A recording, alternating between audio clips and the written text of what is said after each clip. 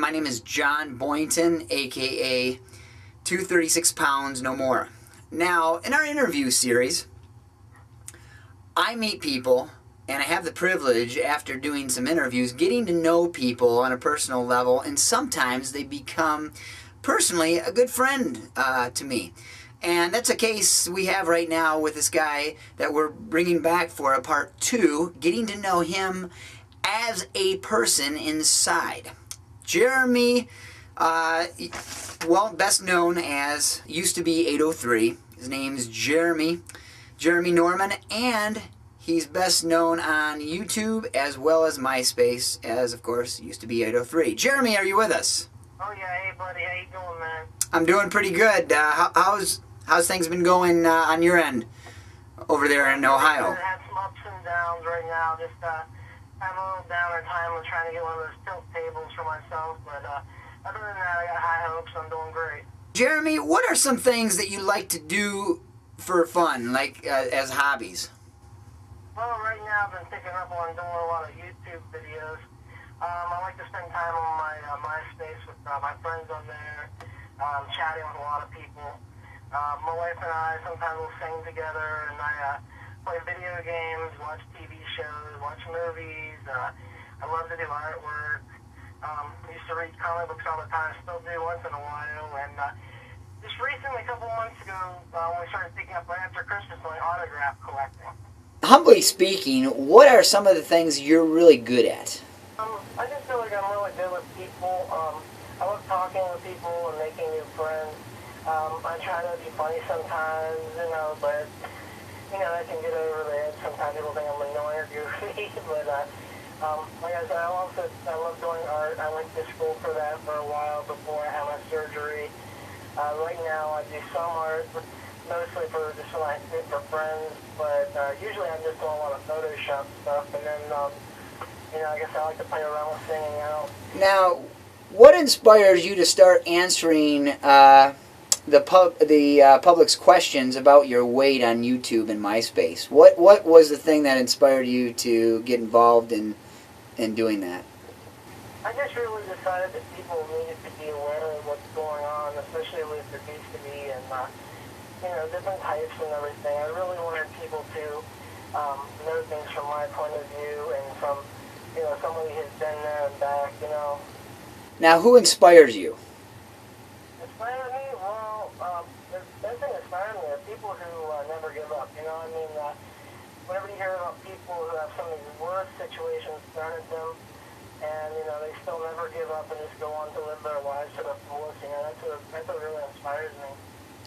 What are some common questions that people ask you on YouTube or MySpace? Well, one of the biggest questions is I started with people asking me if I'm still 803 pounds. They get that confused. Most of the questions are usually, why did you have the surgery? Then they'll ask me what is the Froehlich syndrome that I have, then they'll ask me if the biggest question I get is, do you regret having the surgery? Mm-hmm. How do you respond to that? I tell them that, I don't regret it because I was given a death sentence. I was told, you're going to either have the surgery or you're going to die. And, as much as I've been through, I believe, I'm just given an obstacle by God to get through, and, I know I'll get through it. Looking towards the future, what things would you like to do in the future? Pretty much, right after I get up and walk, I want to start getting out there, helping others. Do some, different touring around, doing speaking, motivating others, hopefully spreading some faith. Someday I'm hoping in the future to have, kind of like a big show, like a mixture of, a Christian and health awareness festival type thing, information, speeches, different music, things like that, so people can feel comfortable. Right now I'm also working on a book, and then when I'm able to get up and start walking again, I'll be on Entertainment Tonight with Richard again. And now, what are some of your current goals right now? I'm just working my hardest with my diet, doing my exercises.